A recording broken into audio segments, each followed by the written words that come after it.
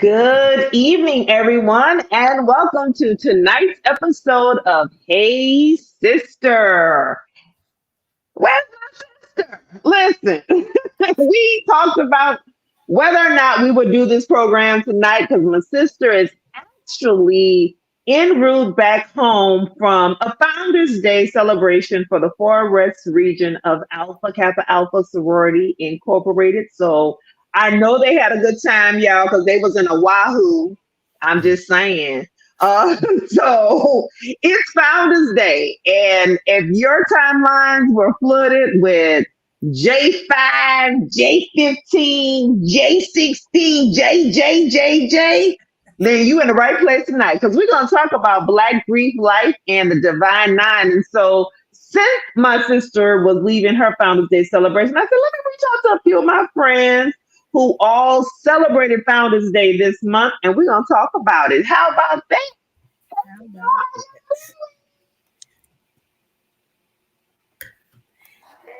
Hey y'all. Good evening. Well, I mean, come on now, y'all. Happy Come Founders Day again, everybody. Yes, happy Founders Day. And so Jody's tuning in tonight. She said, "Hey, sister and brothers and sister, and greet them." That's right. Hey Jody. Good evening. That's right. We are all brothers and sisters in this Divine Nine experience, and I'm so elated to have you all with me. And Taffy was teasing me because my post I said to my favorite Delta girl, you know who you are. Happy Founders Day. And she said, "Oh, I see what you did there." I was like, "Yeah, because there's too many of y'all."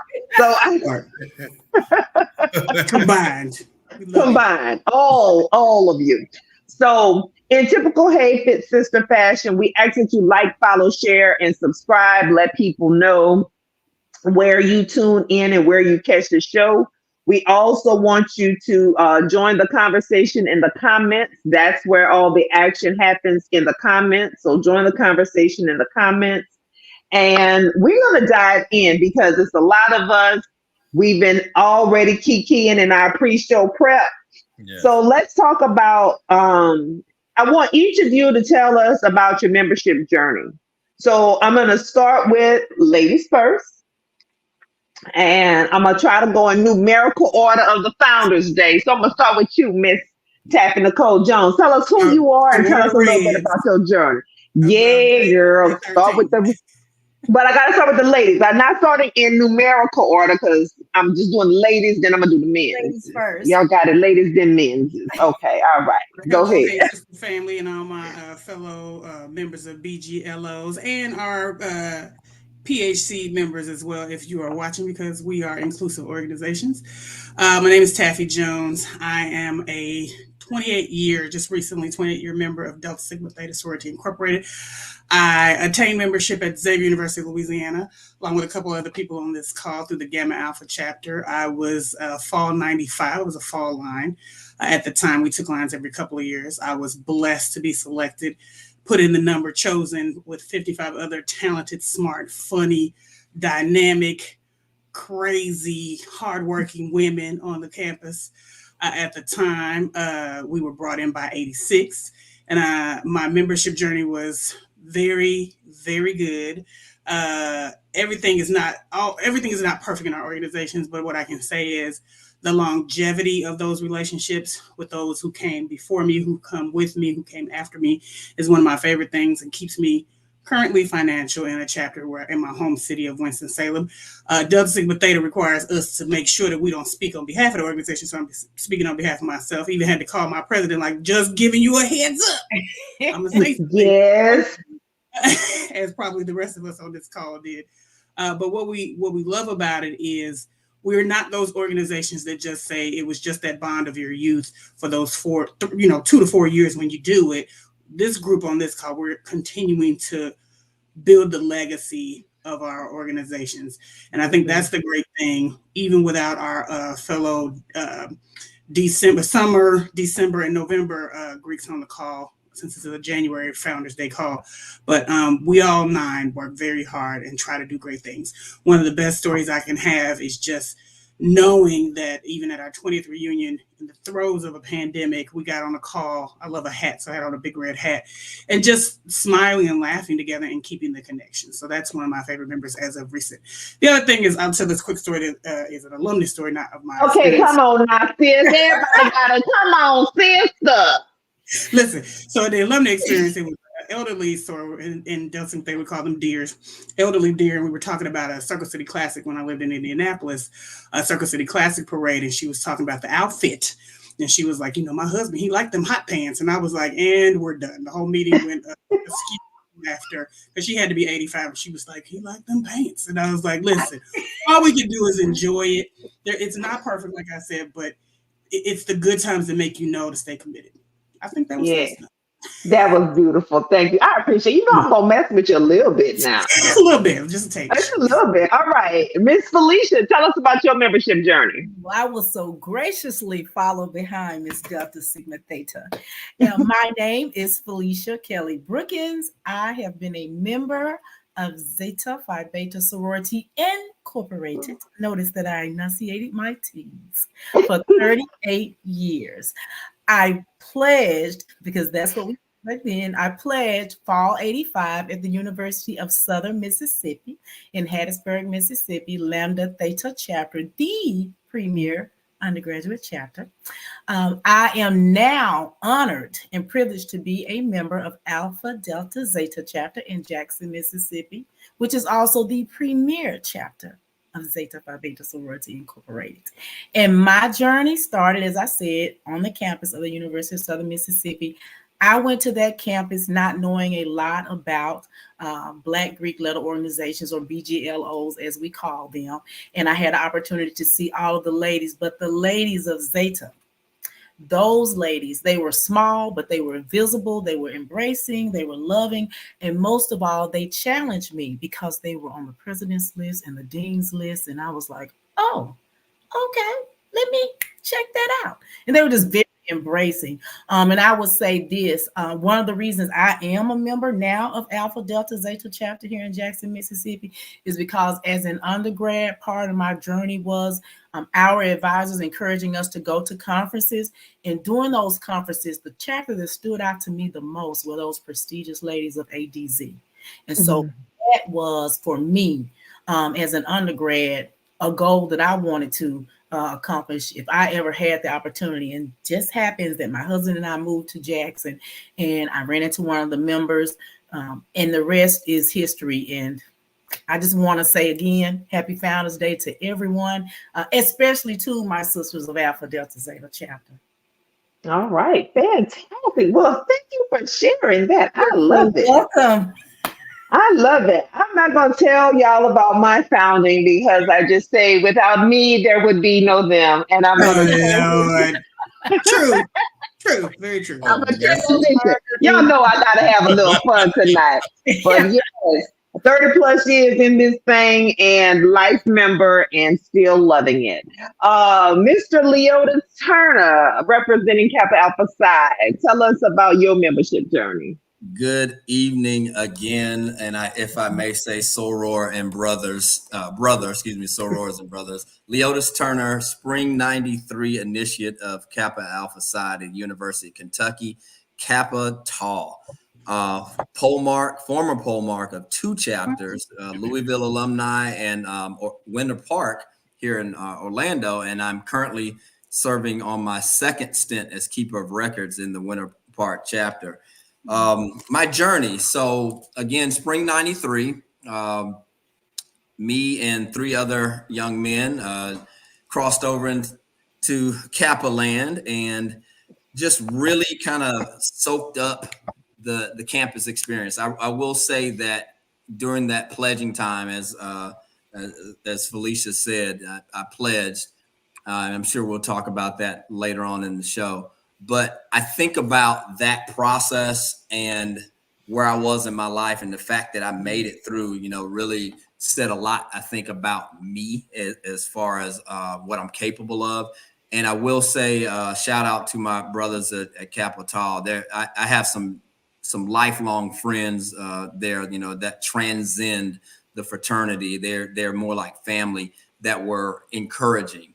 You know, you hear a lot about the pledging process where it's, you know, insert sentence here, but the vast majority of my brothers from that chapter were encouraging through that process. And it wasn't all about the, you know, I'm the boss of you type. I'm your big brother, your little brother. Going forward, you know, after my undergraduate years, this happens a lot.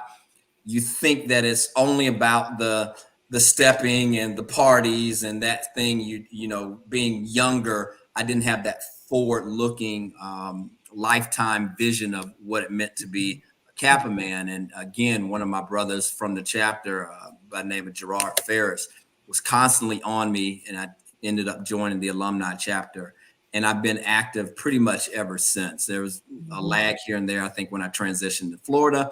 But for me, the biggest part of being a part of this organization and the larger Greek family as well, is the connections, the brotherhood. I love to serve. I love being known as a good brother. No, not necessarily do I need all the accolades or even the positions in a chapter or, you know, that sort of thing. I just want, when brothers say, yeah, I know Leotis, that's a good brother, hit him up. He'll take care of you. I'm one of those that if I know you, you come to my city, I'm coming to visit you. I'm gonna make time to come see you. So that's what Kappa means to me, as well as the entire Greek family as a whole. All right, thank you so much for sharing that, Mr. Naylor. Yes. Good evening. How you all doing? We fantastic. We can't wait to hear from you. A recent convention planner, so we know. No, go. I'm Donald. I'm really excited.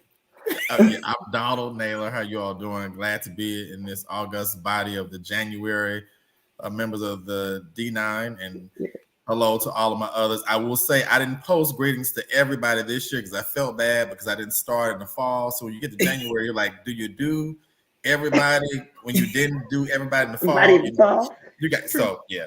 But yeah, Donald Naylor, fall 94 on October 8th of this year. I'll be celebrating 30 years in the fraternity, having come through at Xavier University of Louisiana through the Alpha Lambda chapter with 12 other dynamic young men. I see in the comments, and I'm looking, my big brother, Ian Heiser, shout out to him, who was very instrumental at the time. He was the only active brother for some things that happened before on the campus. We ain't gonna talk about the things before. We're gonna talk about the things. Way to say it now. Yeah, but what I will say is, you talk about journey to Phi Beta Sigma. Mine actually began before I got to Xavier. I was in our youth auxiliary group, the Sigma Beta Club, which is an organization, Phi Beta Sigma, founded in 1950. One of my mentors, for me, the personification of culture for service and service for humanity, Brother Silois Vaughn out of Gamma Epsilon Sigma, and all those brothers there in my hometown of Meridian, Mississippi, were very instrumental. And I will also say to the ladies of Delta Nu Zeta chapter Zeta Phi Beta sorority, where my mother serves as the basilisk currently, and my sister's a member. So having that exposure to blue and white, seeing all of those phenomenal men and women, going to the step shows, getting all hyped, but being part of the youth auxiliary group, we got a deeper dive into what it was to, be about Phi Beta Sigma, what it meant, brotherhood, scholarship, college, HBCU tours, standardized testing. So by the time I got to Xavier, I pretty much had a clear mindset about what I wanted to do. I did look at some other investigatory, but my mind was so made up. I think when they had that fall 93 show, when I didn't see the signals were coming out, I think I went home for that weekend, but have excellent good friends in all of the organizations. Hello to all of the Divine Nine from fall 94 as we turned 30 this year. It's been a great ride. I currently serve, I should say, this is president of Eta Rho Sigma Houston Metropolitan Chapter, Metro Houston Chapter in Houston, Texas. say hello to all of our brothers. We just had our first chapter meeting of the year yesterday. Glad that we got through that. You know, we all love going to chapter meeting and doing chapter business and stuff. Yeah. But beyond that, you know, it's been a great ride. I will, as Brother Turner said, the lifelong friendships, because what Brother Heiser told us when we came in is out of brotherhood, scholarship, and service, brotherhood will probably be one of the hardest to achieve. And you will have fratters, you'll have frat, but everybody might not necessarily call brother a friend, somebody who you can lean on. But I can say, even though I have a biological brother who is also frat, I will say we have an extended family of brothers that we've gained throughout this whole experience. And I wouldn't change any of it, the good, the bad, the ugly, the otherwise. Fantastic. Well, thank you all for those beautiful introductions and letting us know who you are. So I'm not going to introduce myself because I host this every week, but you know, when I talk about membership journey, I think one of the things you all talked about was those seeds being planted, right? So with you and youth auxiliary, for me was a teacher whispering in my ear, "You're going to be an Alpha Kappa Alpha woman one day." Right. It's those things, those foundation and the people who, as you said, you watch them work, right? And when you about something, you ain't afraid to work. So you see those people work and you like, oh, I want to be a part of that work. And, you know, so thinking about the yesterday, so all of us, we said, got some years under our belt here. Just a few under our belt. A little bit. You're seasoned. Honey, seasoned, and executive, mature, however you want to define it. I still say fly and fabulous. I'm gonna just say that. But all of the, because you know what's for me is that actually as you do mature, I think your flyness is you know, the young folks think they fly, but they really not yet because they ain't been through nothing for real. You know what I'm saying? Right. You become fierce and fabulous once you've been through something. Absolutely. At least that's my experience. I'm just saying. That's But let's correct. think about the yesterday. So all of us back into the 90s, 80s and 90s. What are some of your fond memories of the sorority, whether it was from your youth and observing or from your own experience in the chapter or before you joined the chapter? Because some people have those experiences too. But we're going to just do with the fond. We're going to stick with the fond memories, the good ones. We know we could have some other stories too, but the good ones. And I'll start with my story, and I think I shared it with you all in the pre-show. I think for me, I was just so blessed to have the graduate advisor that I had, and as I've matured, it becomes even more and more and more just solidified what a blessing it was. Her name was Louise Matoya Buies. Yes, Louise Buies was her name. She's a legend. And everybody who went to Xavier knows her name. Yes, everybody who worked at Xavier knew her name. She's a legend. And she was very seasoned when I came on campus in the 90s. And she continued on till she could not continue on anymore serving as grad advisor, became a grad advisor emeritus. But I love sitting at her feet and learning from her. You know, she was someone who had met founders of our organization. She was there for a very long time. And so gleaning knowledge from her, when I say she had everything, like I got to see Ivy Leaves from the 50s and from the 1950s. I got to see the little books and go through all the little stuff and have conversations about our finding, about our signs and symbols, about the evolution of the membership process over all of those years. And it allowed me to just be deeply rooted in the sorority and the organization, and nobody can tell me nothing about my organization. And I know that there are a lot of myths. There are a lot of things that people get way wrong. There are a lot of things that members currently get wrong. For sure. And it's fine. Like I told y'all, some people are strong and wrong about a whole lot of things. That's not my business to correct them. I just know that I got some strong foundational knowledge, and I just really hope. And that's one of my fondest memories of the yesterday, sitting at her home. And unfortunately, when Hurricane Katrina came, so much was lost. Mhm. And I mean, when I say the repository for everything, Right. AKA, man, I mean, even the programs, we used to have to do our programs for stuff on campus. We have to typeset those. Y'all children don't know about that. Actually sitting at a typewriter and having to use whiteout and correct it and then go make some copies. To clean it up. Go run them copies. Go run them copies. Chasing Oh, around campus. Passing out flyers. yes. So those are some of my fond memories. I don't know. Who wants to tell us about the yesterday and what you remember of the yesterday, and who wants to go first? I think I'll share some of my 38 years, and I won't be long because they went by fast. They've gone by fast. I would start probably with my undergraduate memories. A lot of my memories are the times like before I joined, when the ladies of Zeta Phi Beta sorority would be there in the commons, what we call the commons, or out on the hub. And they would be so welcoming. That was the thing that stood out for me. You could go, like there were a lot of organizations you might not feel like you could go and sit at their table and talk with them, or sitting next to them or join them. And that for me was a big, big thing for me. So I remember them just being so embracing. I remember all the times of going to conferences. And there are a lot of times as undergrads when we weren't registered, but we went because we wanted to hang out. And I'm sure all of us have been through that. But one thing we always knew, wherever Mississippi Valley State was, Jackson State, or Mississippi State, wherever the Sigmas were, we had a place to stay, and we would just crash.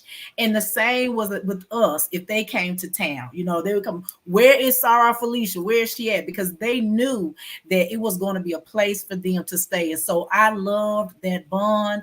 And I will share this quick story, undergrad, how we were talking earlier, how small the world is. When my mother got remarried, she got remarried in Alabama.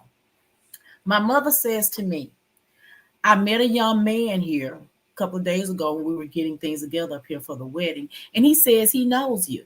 And she told me his name, and she said he's a member of the blue and white member. He's a member of that. I said he's a Sigma. She said yes. And so she said, and he said to me, oh, I know your daughter. I spent many nights at her house. I was like, that don't. I said, let me explain that. Let me explain that to you. She said he spent many nights, many nights. I said, when my friends came to Hattiesburg, when they came to town, they knew that they had a place to stay, the couch, the floor, anywhere you could get, and we were going to feed them and take good care of them. I said, so that is what he meant when he said that.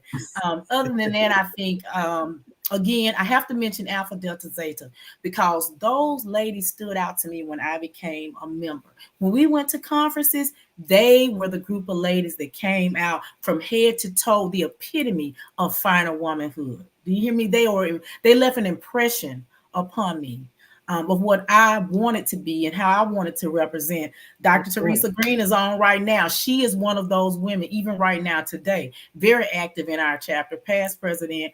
But when those ladies step out, people know who they are. Those ladies in royal blue and white that have the fur from top to bottom. Our debutante cotillion, everybody knows about that. That's a premier event. Those things are seared in my mind. Mm-hmm. And finally, I would say the love and the outpour and the instruction that came from advisors when we came through.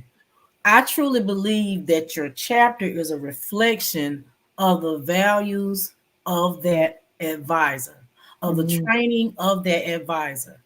You can look at undergrad chapters and tell if they are, involved with advisors that have shown them, taught them, and reiterate the importance of. It's just like leaving mama's house. When you go outside these doors, you represent me. You are Things in your letters. you already know what you should and should not do. When our advisors will correct us or pull us to the side and tell us something, that was that one time and that was the end of that. Okay.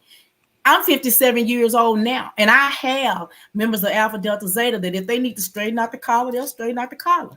If they need to say Soror Brookins, you need to do make sure you wear this under that dress. I respect them, and I do that, And so for me, those are the kind of things that make special Zeta memories for me, as well as having a legacy. My sister Davida is my legacy, and I am so thrilled to have her. Have a few other legacies, but those are some of the things I like to share, and just giving a shout out to my ADZ sisters that are on tonight and all of my sorors of the 5 Pearl legacy. I'm done. Well, I'm gonna actually yeah. jump on Felicia's comment about legacy and really always kind of being in your letters and who kind of inspires you. And the reason I want to jump on that is the networking. As I came out, as Brother Turner said, I didn't realize how deep it was. My very first job as a lawyer came from a soror. Literally, Tavana Harris Askew in Indianapolis walked in the room.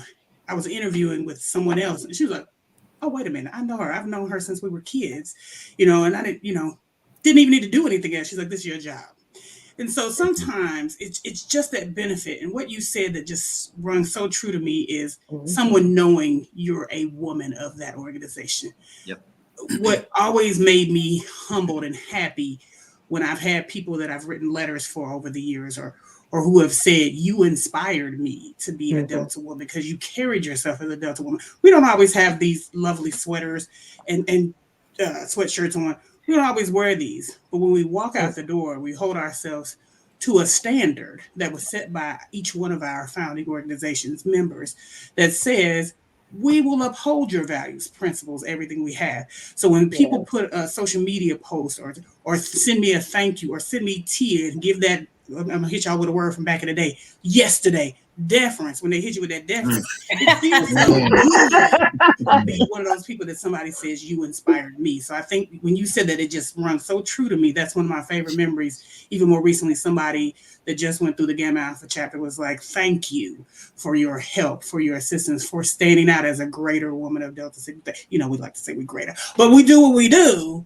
And I think that's something that is a thread through all of our organizations. We try to make sure we keep that legacy going. Yes. Absolutely. Fantastic. I'll jump in. You want to jump in? Okay. And then we're going to go into today after that. And I'm going to let Leo take it first from that point. Go ahead. Just the yesteryear point, the networking, when I got to Houston, before I even got here, brothers from New Orleans, Theta Beta Sigma, had already called the brother here to tell him about me. He invited me to a function. I was like, "Brother, let me get through with the bar exam. I will holler back at you." He connected me to the grad chapter here. He's one of the godfathers for my children today. That's a lifelong brotherhood and the friendship. Brother Sandals, how you doing? Shout out to you. But something really funny that my dad says, all those brains, last day of finals, Xavier, in May. So all the Xavier people know it rains during that time. Me and my line brothers, everybody that last year, 95, got in the car, wanted to go to the Galleria to see the movies. It was a tropical rainstorm, hurricane. I don't know what was going on. We are my graduation flash flood. Yes. I remember it. We are on the causeway. Had not made it to the movie theater. We all had to get out, push cars through water to get there. We spent the night at the Galleria watching movies in wet clothes. I mean, and because there was no cell phones at the time, of course, where we were together. My line brothers stuck in the quarter. Y'all know which day I'm calling because we all look at each other because it happened again the following year. There's those kinds of memories, as my dad says, the stupid stuff y'all did, but y'all did it together. God saw you through it. Nobody got hurt. No incidents, no issues. Some cars had to be cashed out because of insurance and all that. But yeah, that's a fun memory. Yeah. And you talk about that. It reminded me. So, and this is why the Divine Nine bond is so great. So that storm, If you was in New Orleans at that time, you know that storm because that Yeah. was a few weeks before, about 2 weeks before our graduation. I worked at the New Orleans Center. Now, I didn't have a car in college. I used to catch the bus. Bus was great transportation, got Rita. everywhere. Yes, baby, Rita Rita is a beast. And so I worked at, and it no longer exists now, but it was the New Orleans Center and it was down by the Superdome. There was a mall there. I worked at the Gap there and it rained and rained. So I was like, I called my friend, who's a member of Delta Sigma Theta. I was like, Taya, I need you to come get me. And you know Taya, because she would be one of your big sisters. I said, Taya, I need you to come get me. And so she came and got me and dropped me off at home. She made it home because again, no cell phone, so we had to call each other on the phone, make sure you made it home. On the landline. On the landline. And literally, That. because it started raining and it did not stop raining, I went to sleep with the news on and it rained all night. And I woke up and I looked out and saw everything was flooded. So when we finally got together, so her and another one of my childhood friends who's also a soror, we had she came through in fall '94. They were roommates and they lived out in Metairie, and they said they just sat outside on their balcony and just watched their cars flood because they Couldn't do nothing. That's all you can do. Wow. like it was that bad. Like literally, they just sat there and just watched the rain just rise on up. So if you were in New Orleans in 1995, you definitely know what my brother's talking about. Exactly. Wow. Man, Wow. that was the day. That was the time. That was a memory. But again, that bond. I called my sister, and she came, risk life and whatever. Because when she picked me up, and I was like, It goes across. okay, We so love each other. at the floorboard. The fact that we even made it for her to drop me off, and they made it back, that was a miracle in of itself. But even what you're saying, Demetri, even we razz each other, we have each other's back. Absolutely. Yes. Absolutely. Yeah. You telling that made me think about when we were online in the library upstairs at USM and how we would look out for each other. Yes. You wanted to go to sleep when you were supposed to be here studying. We were going to look out for you and let you know if your big sisters came. And in Come return, around that corner. same for us. Oh, yes, we had to look out for each other. Get up, here comes your big sister. So yeah, we looked out for each other like that. If you get the key to my room, can you go sneak a Snicker bar under my pillow? Okay. That's kind of the That was common culture. survival. We we all watched each other go through that, and we knew you were earning each one. And Mhm. we just looked out for each other how we could going through that because Yes. My roommate was Absolutely. actually pledging Alpha at the time that I was pledging Kappa. So we were passing chips and we'd be like, hey, just, hey man, stay up. As we're passing each other, stay up. It's stay funny stay strong. you say that, Brother Turner. I had a roommate at the time, and Taffy, and y'all know Glenn, who was going through his intake process for Kappa at the time, and I just remember whatever time he came home, sitting up looking. I'm like, what is that? He just falling over. Like, okay, you got class in 20 minutes. You might have to get it together. That was the best 20 minutes of sleep he ever got. Man. Well, let's talk about today. Let's talk about what's going on in our organizations. And we're gonna start with you, Leotis, and I mean, you're still here and you're still active. You said you're still the keeper of records, right? So today, what's happening in the organization today? What makes you proud about being a member today? So I'm going to bring my pride locally. I know a lot of times when we talk about our organizations, we kind of, go far out. We start talking about our celebrity members, that sort of thing. I like to talk about the brothers that are making a difference or have had or made some differences within the local community. And one of the things that brings me pride about my chapter, Winter Park Alumni, is one, our growth. We went from I happen to be the COVID poll mark, and my job during the time of being a pole mark on the COVID was to just keep us together. And I would like to think I did a good job of that. I get, some, even to this day, I still occasionally get some mentions from other brothers saying I did a good job during that time. But now watching Brother Lyndon Carter stand on my shoulders and take the chapter to this new unbelievable level. I mean, we've doubled our numbers. We've gone into a new class as far as chapter size. We're now considered large chapter size. So now we're competing with, some of the legendary chapters in the region as well as on a national level, and are winning awards. So it brings me a lot of pride when I can start saying I'm from the award-winning Winter Park Alumni chapter with brothers like Brother Derek Walls, who's been running our Kappa League program, our mentoring program for many years. And we have probably, I don't know if we have wall space for the the awards that we won under his leadership.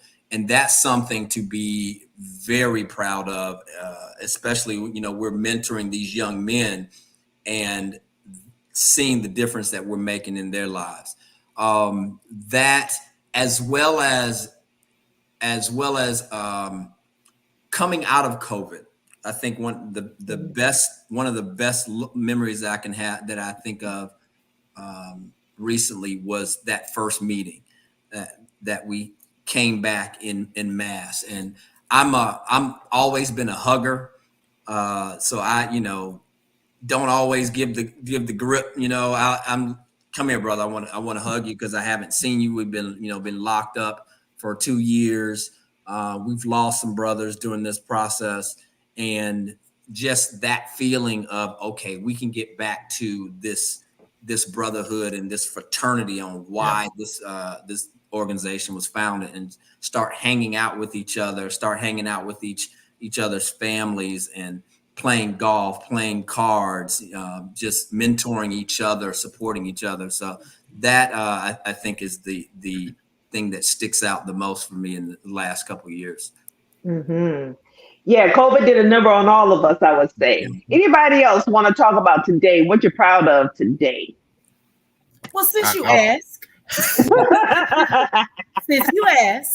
I have to ask. There are so many things that I'm proud of with the ladies of Royal Blue and White, but I would like to mention, as of last year, October 2023, the graduate chapter here, Alpha Delta Zeta, celebrated 85 years. That is a milestone. Wow. Congratulations. 85 years of making a difference in the lives of the people in the Jackson community.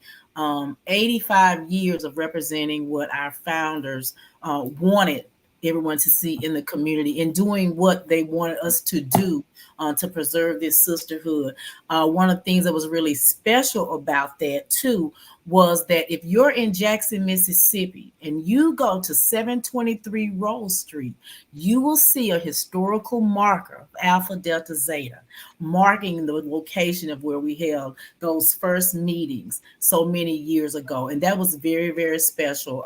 And that was started initially under our previous president, Dr. Tisha Skinner, and then Judge Faye Peterson, which is our president now, helped to pull that dream on through and bring it home and establish that marker. And I was very, very proud to be a part of that. And as Dr. Teresa Green said, it was the coming back time. It was memorable for us, extremely special for everyone involved, to just, as Demetria mentioned before, knowing those people who knew the history before and had a chance to talk with those founders. And for us, the founders that put Alpha Delta Zeta on the map and started it, to be able to go back to that spot, even though the house is not there, but it is marked eternally now for everyone to know this is where it started for this premier chapter here. And so for me, that is a really, really special memory. And also just, sharing the bond with Phi Beta Sigma. I always say if it was not for Phi BE, there'd be no Z Phi B. And so, All We are right, Itchy. I fantastic. like that. I'm constitutionally bound. They would Constitutionally bound. Yeah. Constitution. They got papers on us. Yes, they do. My favorite thing y'all say. I just need y'all to know. For us, I think, and I'll kind of incorporate everybody. It's not just 116, 111, 100, and however many years it's been. It's continuing to move the organizations forward, as we like to say in Delta. We're a movement, not a monument. And I think when we talk about programming, politics, as we say, sisterhood, scholarship, service, and now social action, we've even amended and adapted. And us in the middle of the pandemic, as Brother Turner said, we lost the president. So unfortunately, it does happen. So really kind of tailoring your programming and your kind of your goals and principles to things that are current and important today. It's not always doing the same thing we did before, but really hearing what your members, what the society, what your community wants, and kind of moving your programming towards that helps so much. It's wonderful to march. It's wonderful to do all these things. But if you're doing it without actual action behind it and follow through, I think if you're doing it for yourself, honey, please, come on. Right. And I think that's what you were hearing a lot of with a lot of folks, not to bring the negative in, but a lot of folks like, what do BGLOs really stand for anymore? We do have some movement here, but we do still have things to fix. So, we're doing a lot, but we need more. And part of that is getting your membership back in for real into the fold of not just being a stepper or showing up to the convention or conference unregistered. We did that in our youth, as we're all saying on this call. We're all active. We need those other folks to come on with us and keep pushing the missions forward. Absolutely. What I'll say to that point, Taffy. I'm sorry. Yeah, go ahead. But and to pull up what Brother Turner said, COVID did do a number on us. We just had the first conclave in Houston in 50 years. It was the largest turnout of brothers outside of our centennial. But that's part of that was people wanted to be out and connect. Yep. A lot of people ask, why should I continue to pay dues? And our international president says, if someone before me had not paid dues, this wouldn't be here for me to be a member today. There you go. Mm-hmm. And what you have to do is continue to, as you say, at the local level, a lot of the people outside may not see us beyond stepping, beyond the parties, beyond the world famous blue juice. But there's so much that is going on. What? There's so much. But you all know every month we're having chapter meetings. We're being assessed dues. We're giving out scholarships. We're giving out toy drives, turkey drives, food drives. The fact that we're doing that on a constant and consistent basis outside of maybe the Black church, think about any other organizations within the Black community that has been so consistent doing this for this amount of years, through world wars, through the Vietnam War, through the civil rights struggle, when we didn't have, we have continued to do that through COVID. We were still doing and reaching out and doing what we could. So I'm most proud of what we've done collectively within Phi Beta Sigma. We're about to embark on some major initiatives internationally, but I'm also very proud of what we do just week to week, under the radar, on the grassroots level, with, if nothing else, tutoring and going and sitting with that other young man who may be within our youth auxiliary, who may one day pick up and say, I want to wear that blue sweater because that brother did it so well. Yeah, absolutely. That's beautiful. That's beautiful. You about to say something, Felicia, and then we're going to transition into...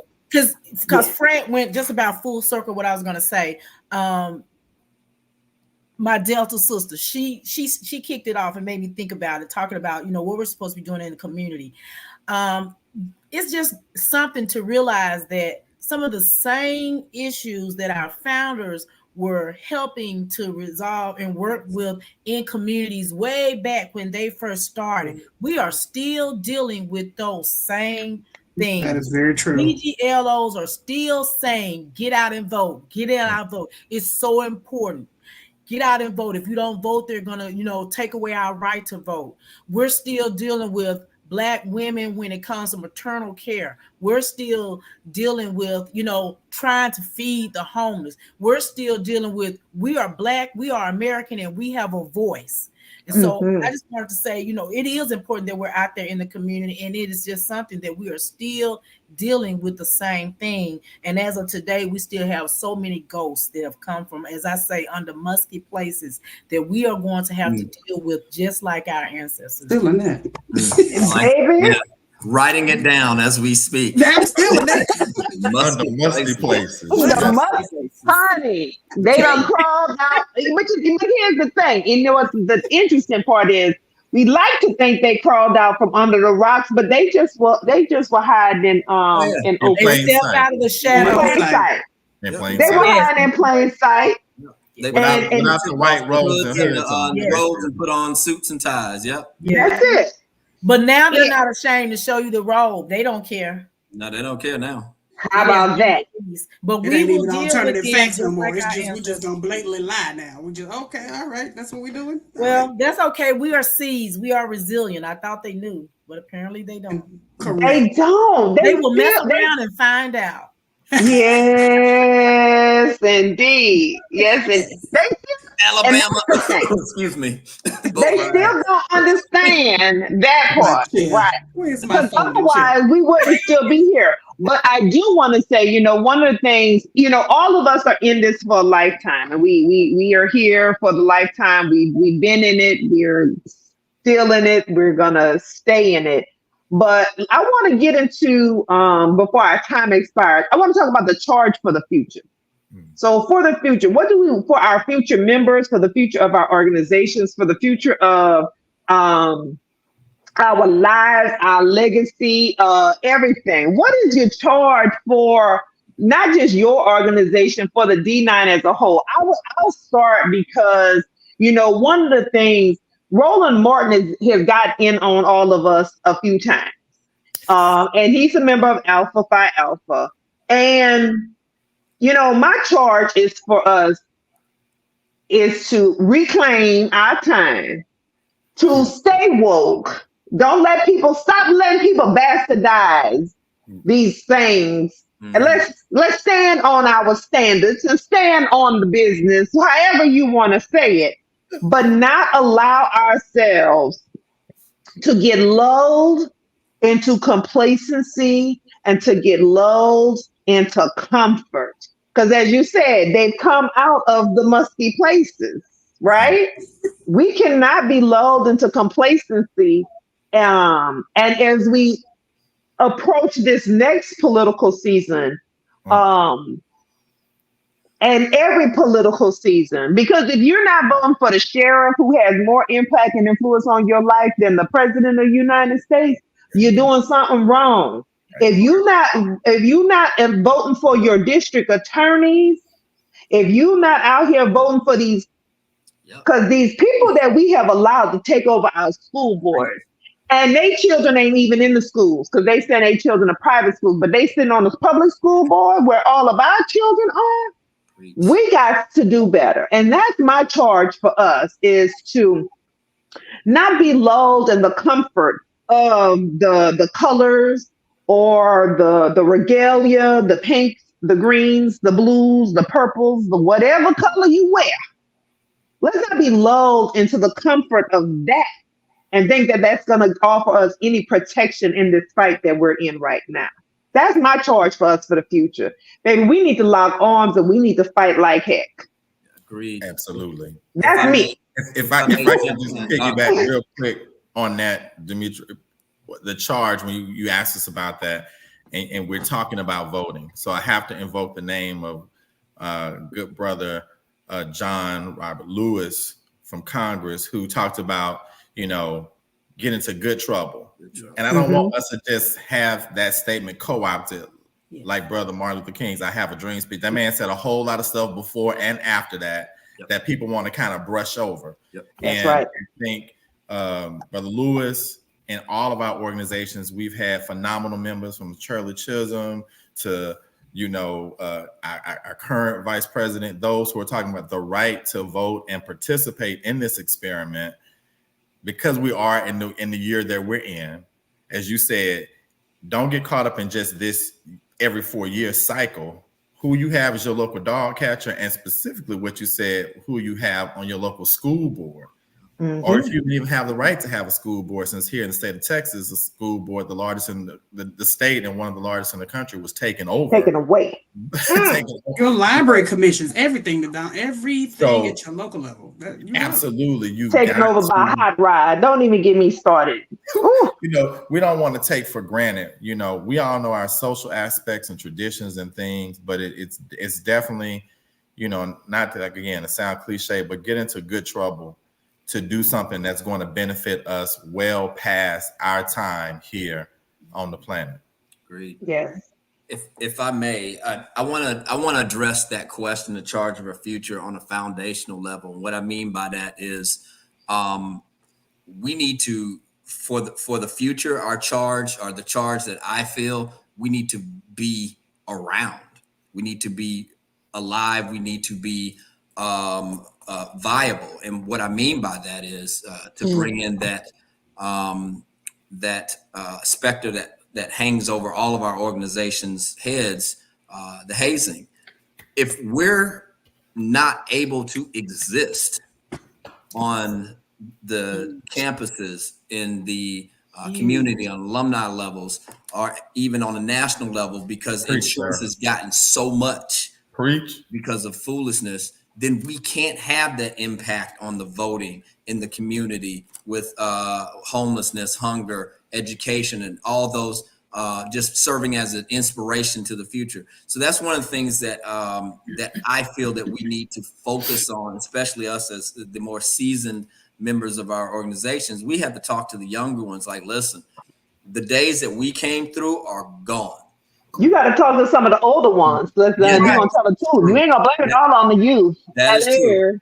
That is true. Some of y'all folks is gang banging and wilding out. I'm gonna just let me shut up. I'm sorry. I don't mean to. That is true. And I'll end with this. I've seen some conversations on Facebook within our fraternity on a national level. That's why I removed myself from it.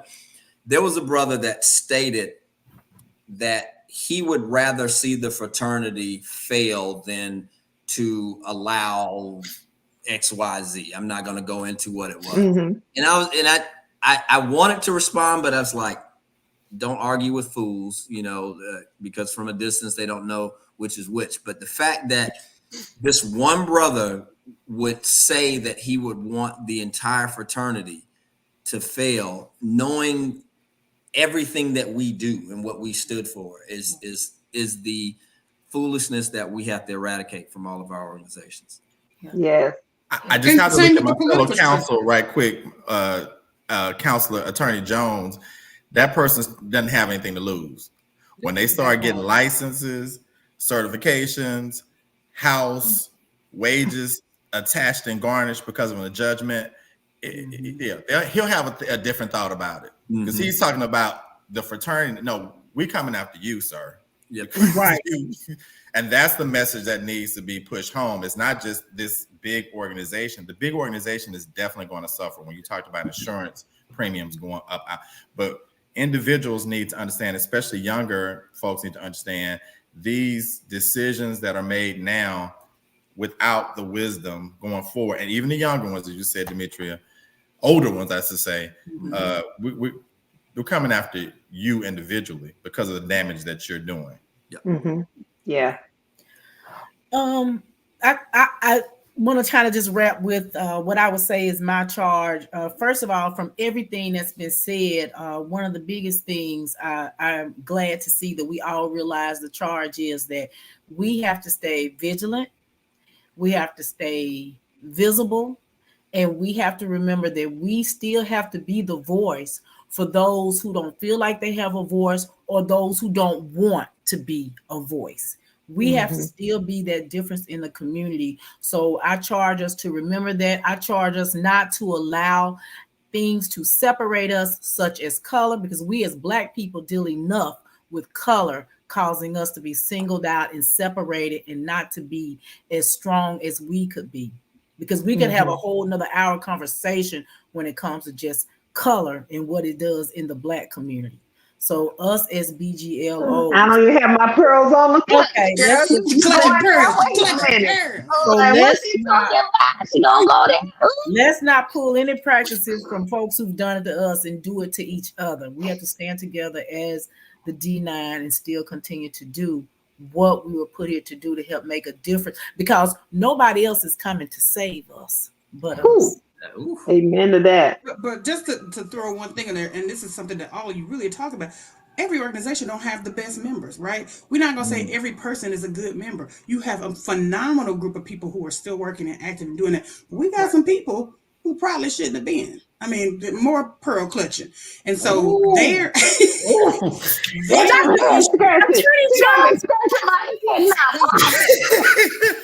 What are you saying? But this group ain't that group, and a lot of the people we know, and that's what we hope to stop the foolishness, stop the man. We got this in our regular political arena right now, right? People spreading the false narrative. It's the same you said. So perfectly said, Sister Felicia. Stay vigilant. Know who's giving you real information. I love when I hear people say, "Oh, I would never pledge. Don't y'all do the hazing?" Just like Brother Turner said. Who are you getting this information from? My friend said he got. Sir, is he even active? So that's always one of my first things I say. I was like, and if he hasn't been since he got up off of any pillar, yeah, you might want to talk to an active member and hear what the organizations really want to work on, really what they out here doing, what we stand for, the right things. And those are the type of people we need in our organizations to push us all, propel us all forward. Ooh, listen, Jeff Sloan in the comments, he said something. Amen. Stop diluting our organization. Let me sip my water. All right, Jeff. That good tea. So Roy Jones, I love what you said when you said, "Are you financial?" Because one of the things I tell a lot of brothers now, you know how some of the doesn't happen to me anymore. When the last time you read a document? That part. What document version y'all on? That's what we talk about. I love the charging when they Or help to amend the bylaw. What? Yeah. I love used to love being charged. You know, they come up to you and ask the history to prove that you were made or whatever. Right. My response to that when I got older was, "Are you financial?" That was my first. That was and my that response. shuts it all down. It shuts it down. Duh. Don't talk to me if you're not financial. You don't know the current version of the local chapter bylaws, and you ask that part. Okay. That part. Yes. Child, ooh, y'all are stepping on. But you know, one of the things. Brother Turner started it though when he started talking about some of these brothers, because it sounded like he got the same kind of chats that people who got keyboard courage. Yeah. That's a whole other show, Demetri. It is a whole nother. So we're gonna get into pet peeves. But before we get into pet peeves, I do want to say this about our existence. We also need to be very vigilant in how people are using the laws or the changing of the ruling around affirmative action to go after organizations that support people that might look like us, or going after certain initiatives under the guise of affirmative action or DEI. We better be vigilant about those coming attacks, because if they go after the Fearless Fund and Hello Alice and this and other organizations, if you don't think they're gonna come after us, we better be ready. Right. That's right. That's absolutely right. Because they don't want us to exist. Right. Anything that they feel like they can spin the narrative of separatism is, and what do they say, reverse racism. We had these organizations we weren't allowed it. Right. So as we talk about pet peeves, just to move us forward, one of the things I always say is, as much as I love my Soras and my lovely sister and brother Greeks, listen, I love if you on the beach taking all the pictures. I love all of that. I want you to enjoy your Deltaversaries, Acaversary, all those things. But if you could pay for that trip, you need to be having some philanthropy. If you got that dress blowing in the wind, you better have yourself in a meeting. Because baby, these gyms need help, and baby, these Kappa League, and come on, everybody, just come on and high five. Just. Because I was gonna say, while they doing their research, please also research that it costs to be a member. That part. I mean, we wanted it so bad, still support it as a lifetime commitment, as we all agree It to is a do. financial. It is not just a limited time and not just to say I am. It's in your It's one budget. thing. Everybody goes through children, relationships, jobs. We get it. But there's no problem having periods of inactivity. But you should not be a lifelong inactive member. Talk about I'm so run, I'm fret. Are you? Are you? Yeah. Really? Right. But let's talk about a pet peeve. Don't come asking nobody to write a letter for your child because you can't stand in the gap for your child yourself. Because Leaning on the shield, write this letter. Right, leaning on a shield. No, the shield goes. Shield aside. You can't write a letter for your own child. That's bad. What? That's bad. Pet peeve. Okay, my pet peeve. I told y'all, I am not a K. I'm an Alpha Kappa Alpha woman. I know we've been talking about the J, the J15, the J to the J. Can we just go back to January, y'all? Because I know it's hashtagable, but we go back to January, and those are two of my biggest pet peeves. I'm just gonna leave that right there. What are the pet peeves? I told you mine as a blood bought, born again Christian. I respect whatever people's new revelation is, whatever. But can you kind of keep that between you and the higher power that you talking to? Because you talking about the people who the renunciations, the denunciation people, the renunciations, the whatever. I mean, if I see another one, and we're gonna have a whole seminar to open up everybody's right. And y'all just strong and wrong because again, it's about just like your personal relationship with the Lord. That's your personal relationship. Keep that to yourself. It's equivalent, y'all. Why is y'all trying to say what we're doing is not of God? And we all celebrate Christianity in our organization. That just kills me. That one, and another pet peeve, I just on the roll now. So my other pet peeve is get some kind of emergency response for when your properties are being dispersed at the end as you transition. If you don't leave your stuff to somebody, why am I seeing your stuff in the Goodwill? Why is my stuff in the Goodwill? And Billy Bob got your jacket on at the horse show. Oh, if I see Karen with that Delta umbrella, I had to stop. I see Karen again in a Zeta shirt. Oh, y'all don't have somebody for this to go to when you die. Make a plan. I love steroids, but make a plan. Listen, and y'all know there was a whole thing with the little girl and the teacher took the shirt. The phony baronis. Listen, but I'm gonna say so. Having that plan is so very important, and if you don't have someone within your family, write instructions for your family members so they know what to do. They can certainly call the. Why did she say Uber Eat delivery lady? Amen, Lakeisha. Lakeisha. Like a woman fighting because her baby got it from the Goodwill, the AKA shirt. Yeah. The woman was trying to be polite, explain. Oh, Lord, so much. So have a plan, write the letter, let your family know what the instructions are to dispose. Contact the local chapter. They will help guide you through that.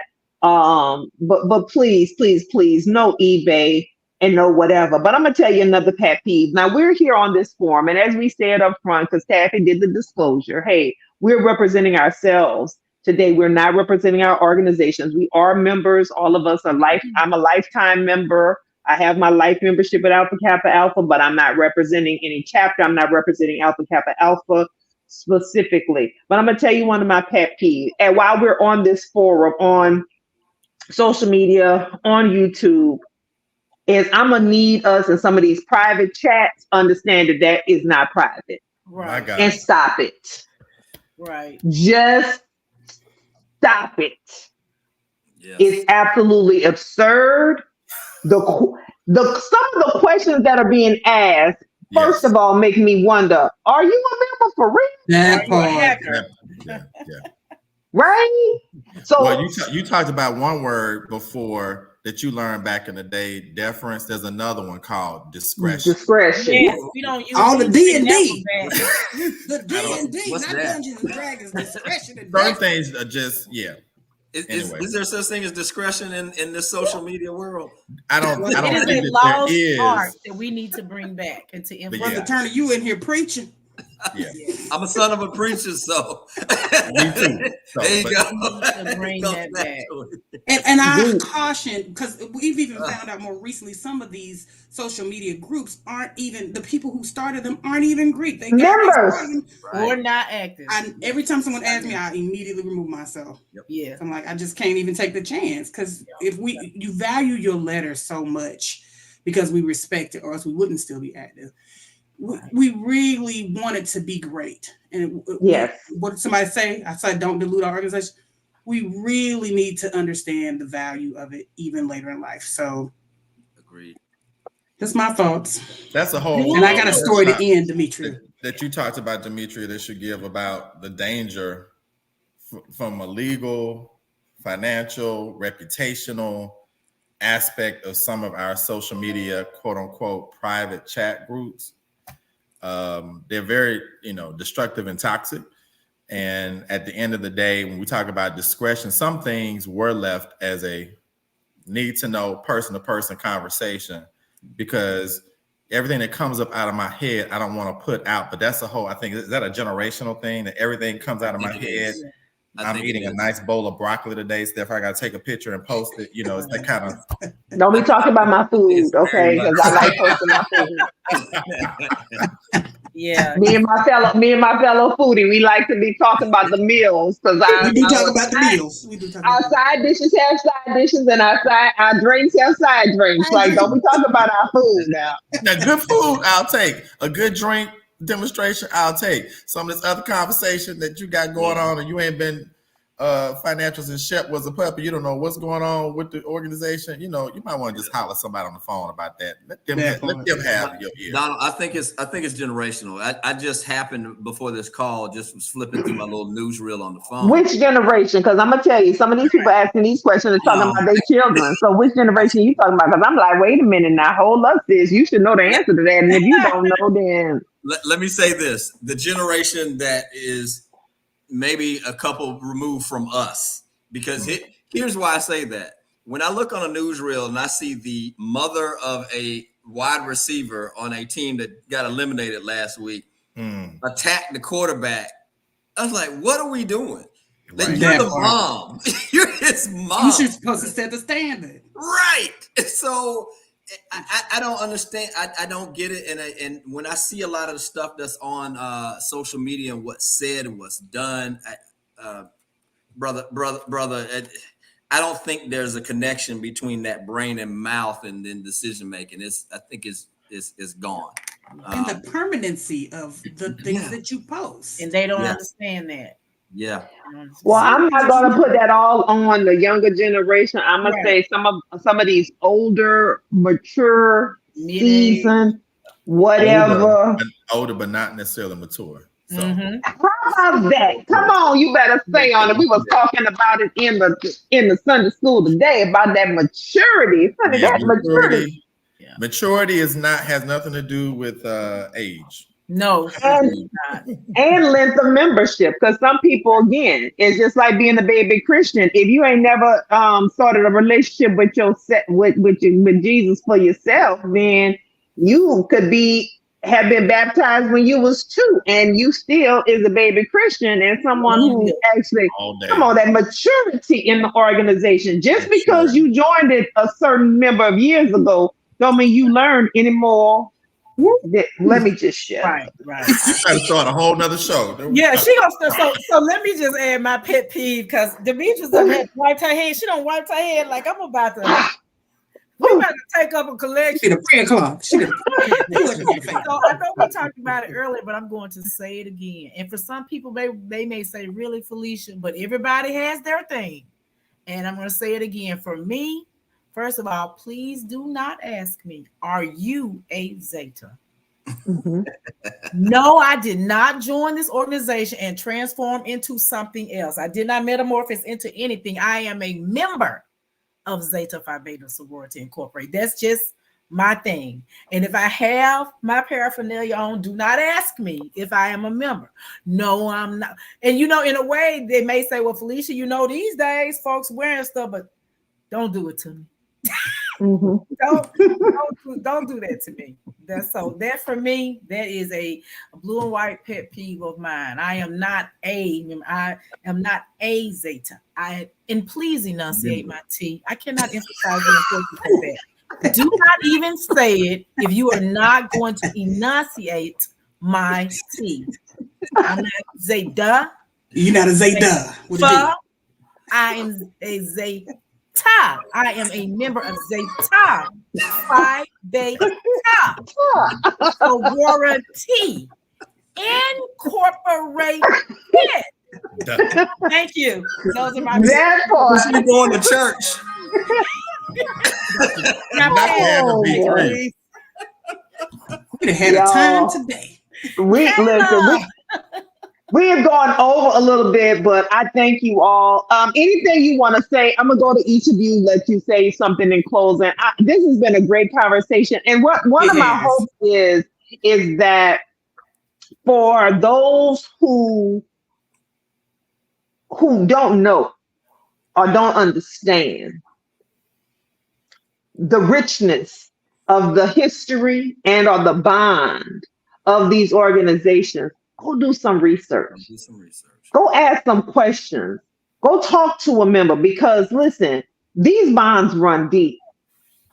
And when I send out a text message and say, hey, my sister's not gonna be here on Sunday, y'all want to come on? Everybody said yes, right? And that's because of the relationship, right? And so I could have had all AKAs on here, but see, that relationship is deep. We love Chris, even though she's traveling. Safe travel. Yes, We love you, Chris. our bond as members of the D9 organization, it runs very deep. And that is what I hope people understand, recognize, and take away. And we might laugh and kiki, we might do jabs and jokes and what have you. But we know one thing for sure, we all about something. Absolutely. We all about something. And if you are a member of this organization, you should be about something. Now, if you not, don't let one of us catch you. That's all I'm going to say. So that's what I want to say in closing. And I want to thank y'all. I'm going to toss it to you, Felicia, and then I'm going to just go in order on the screen. Felicia, Donna, Leotis, and then Ted. Thank you, Queen. Let me first of all say to you, Demetria, thank you for this platform. Thank you for this discussion. Thank you for this new connection, network opportunity, collaboration opportunity. Hey, sister, keep doing what you're doing. That's all I got. Thank you. I appreciate that. You know what? Absolutely. Thank you to the Hill Sisters for this opportunity on this great platform. I'm a fan. You know, I will say repeat what you said, Demetria. I'm blessed to have actual family members in, I think, all of the D9 organizations now, except maybe save one. And my respect for my organizations makes me have respect for the history of all of these organizations. Like I said, someone was here for all of us to be here and wear these letters. And the fact that we still sustain over many dangers, toils, and snares, I respect all of it. So thank you for the opportunity. God bless you all. On to next year. All right. Leotis. Again, thank you for inviting me back. I love being on this platform, and as Felicia said, the networking opportunities. And I'm proud to be able to call you family. You've expanded my family with your husband Jeff, your two wonderful children, watching them grow, and how you've opened up your not only your show but your home to me and my family. I can not thank you enough. So thank you so much. All right. Miss Taffet. And I get to close us out. And yes, as everyone has said, thank you, Hey Sister. Thank you to production team, our lovely Jasmine. Thank you, Sloan family. Thank you down to my Mississippi, Kentucky brothers, my Xavier family that's on here. And you talked about this bond between us, all the D9. I'm specifically going to tell a story about one of the people on this call who was my mentor when I put the letter in and got the interview and got the letter that said yes, as we were both officers in the Student Government Association, and he was more worried about me making it into Delta Sigma Theta than he was about his own fraternity, Phi Beta Sigma, on this call, and saw me waiting with the answer in my hand that said I had been accepted, and punched me in the jaw by accident because he loved me so much. You gonna tell it with that That's story. how much the bond was between me and this one on this call. Who are 19 days apart at our birthdays, and mentors me in the law. When we talk about bonds across the organization, it is not just in the organizations. We bonded for life, as I'm happy to be bonding with you. And thank you, Hey Sister, for everything you've done. I've been a fan in the chat before, and now I'm a member of the participant family. So Amen. Amen. I thank you all. So I want all of you to stay on the line. Don't hang up or leave studio yet. We're just gonna wave goodbye to everybody and say good night. Good night, everybody. Thanks for joining us. Happy Founders Day, everybody. Happy Founders Good night, Day to us everyone. all. And happy